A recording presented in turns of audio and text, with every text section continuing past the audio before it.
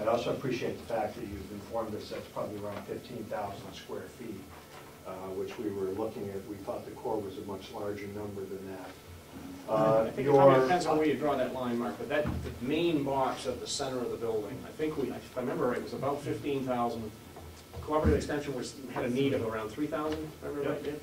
3,000, and then there was a balance question, and the question was wood chip plant, storage, farm program maybe, and so on. Maintenance. Yeah. And laundry if it made financial sense. It may or may not, because obviously it's currently subcontracted for a majority of this.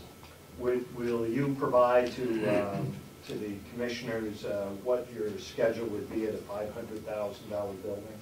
Because clearly... Schedule from a time perspective? Or no, for your percentage of what you'd be looking for the project. You're at 3.5%, assuming $1 million contract. That's what we were assuming, but I don't think... What do you think? I think you got to hang right there. It would make it easy, to just follow through.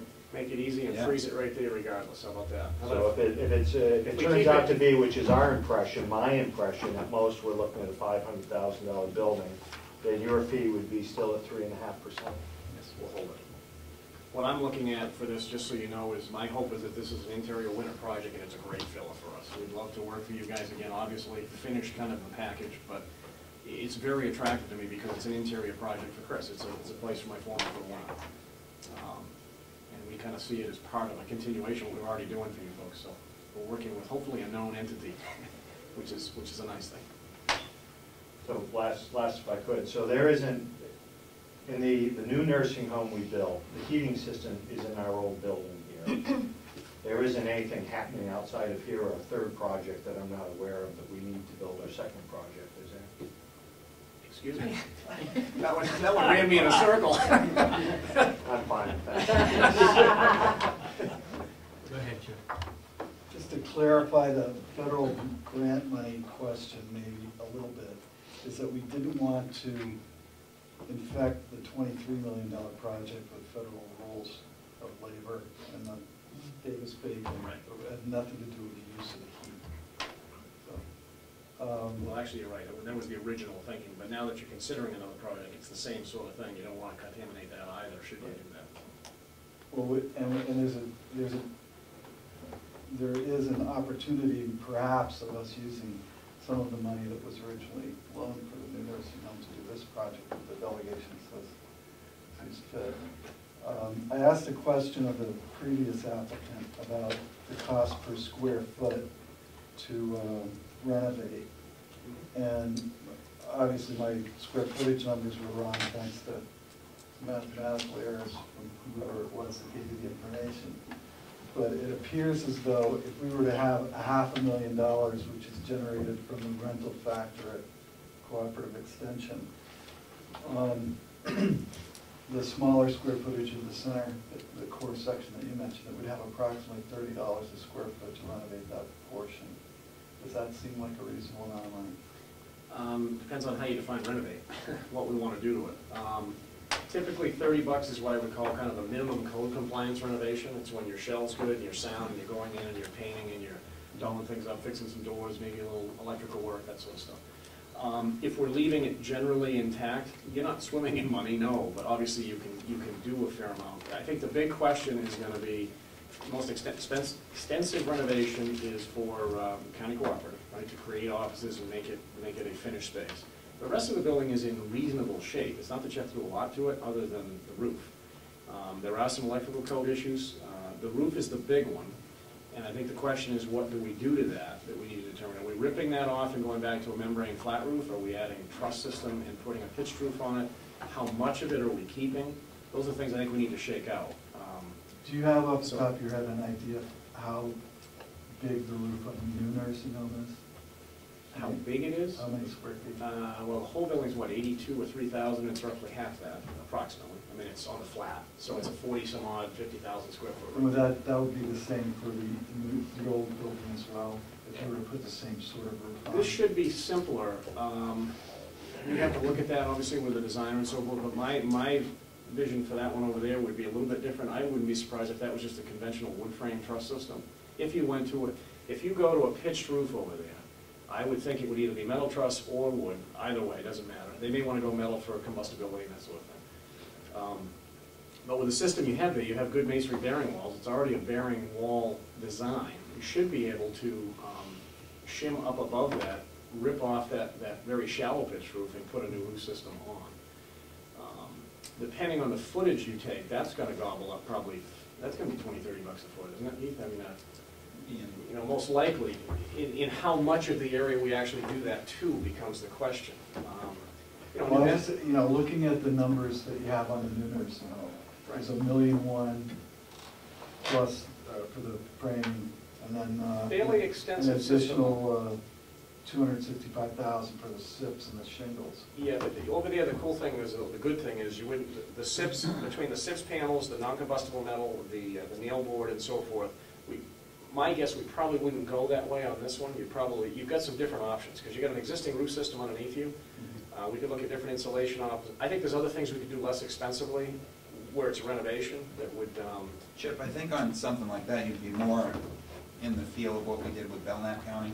Right. You'd be going with more conventional trusses, whether it's metal or wood, insulating at your existing roof that level. existing layer level. And then a standard plywood shingle lid over it. So I think, I don't think we'd have SIPs, I don't think we'd have nail board. I mean, I'm not saying. Backing for sure, into but backing into the new project with the old nursing home footprint numbers, I mean, I'm having a hard time coming up with more than $200,000 for a roof system.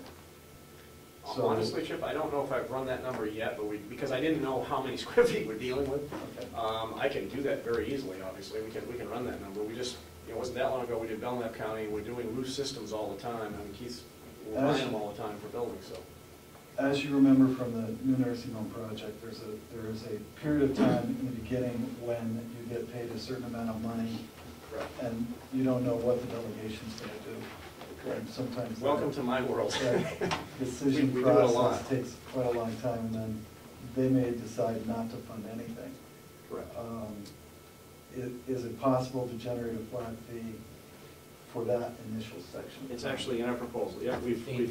We would, $15,000 from now to whenever the delegation votes. So that would No stip- translate into the same 100,000 figure we had before in the new nursing home.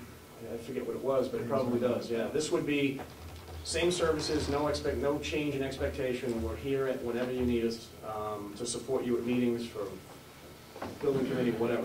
$15,000 waived if it moves to construction. $15,000 is basically gas money and for the time spent recovering our costs. Obviously, we'd like to see you build a building. That's what we do.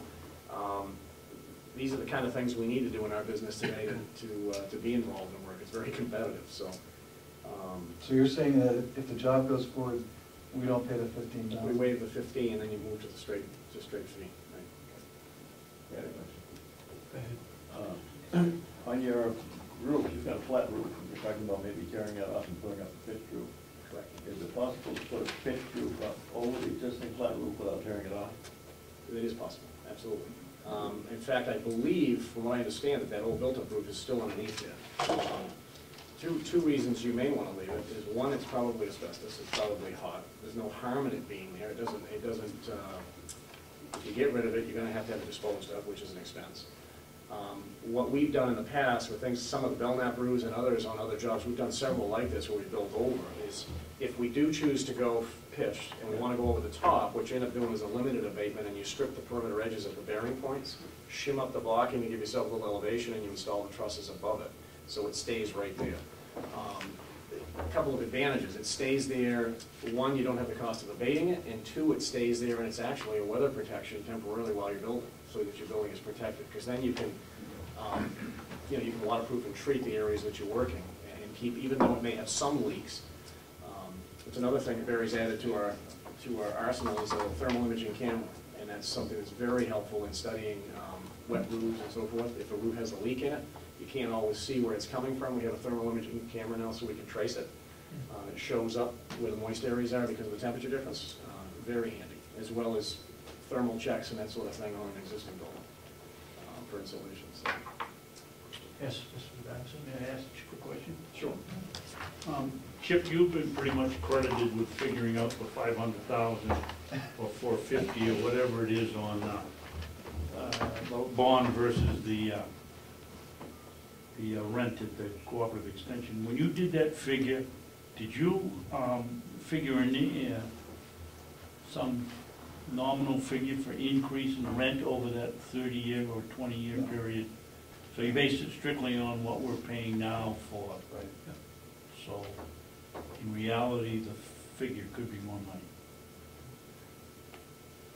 I suppose it could, but I think that what we were doing at that point in time was trying to look at this project pragmatically and not have any tax increases. Obviously, we can spend more money, but I think the goal that we had at the time was to see what we could afford with what we're already spending and utilizing space that we own for nothing, that has been paid for the last 20 I'm years. assuming the group, this is irrelevant, I'm sure, to this, but I assume most of the room knows as well that the nursing home is tracking $2 million plus under budget right now. I'm assuming that most of the room knows that, just so.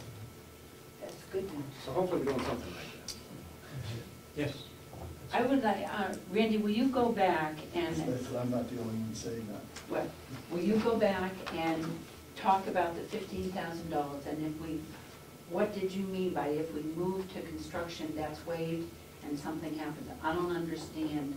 If for some reason, Betsy, if for some reason the delegation opts to do nothing, doesn't build a building, we work with you for the next 6 months or whatever it takes to develop this plan. You'll have me, Jim, Barry, Keith as needed to help the committee and support the committee in creating the need, helping you look at revenue, helping you look at different ideas for the building, costing those out so you can make choices. If it becomes, you know, some budget, $500,000, $1 million, $1.5 million, whatever it is, assuming the delegation goes forward with a building, there'd be no fee for that upfront work. Oh, okay. Because we're then the construction manager and we are getting a fee. What I'm saying is I'll waive that if you move forward. If the delegation opts to build nothing, then what I'm saying is could you please help us with gas money and give us the $15,000 for that time spent? It helps with a little bit of payroll and time spent on Okay, funding I all these understand needs. what happens, and that, Correct. I was We do that fairly commonly because we deal with a lot of municipal projects, we do a lot of school work, a lot of city work, and it's not uncommon for us to do that, where we have to work a year in advance before it comes to a vote. Yes, sir. I have been told that the building was badly infected with black mold as a result of the leak in the roof. Has that been taken into consideration, that might? It isn't, but if that's a rumor, that's something we should have tested, and it'll be right out of the gate. It'll be one thing on the hit list of things You to say do. it isn't, there is no black mold? No, I'm saying I don't know. You don't know. I'm saying if that's a concern, it's easy enough to have it tested. And then we deal with it accordingly. We have to find out how big of an issue is it, how big of an area, and how do we handle it. But I think anything like that, you just put on we start organizing a target list, obviously for you folks, thoughts, ideas, concerns, and we begin to kind of organize that all into a target list of how we do that. And we look at the big priorities like that. If you've got deal breakers in there right away, you want to obviously shake them out and find out just how big a deal is it? Is it something that's going to be a real headache? I would assume that I've always been looking at a pitched roof, not a flat roof. So over the core section, that would be a pitched roof. And if we save the two wings, whether we mothball them or whether we put a roof on them and use them, what did you do at Belknap County regarding their nursing home? Was it similar to our wings? It was a combination of both. We had some overbuild of existing, and we actually had a lot of new construction that had to be taken down. It was a pretty extensive plan where we did it with an occupied nursing home, and we actually had to move half the residents to Rockingham because they were it was a nightmare for them. But we had a combination. What we ended up doing there is we didn't have the advantage of a membrane roof that existed. You had this old built-up roof, which, believe it or not, is an advantage because it protects you somewhat from weather when you're doing it. At Belknap, we actually were taking off.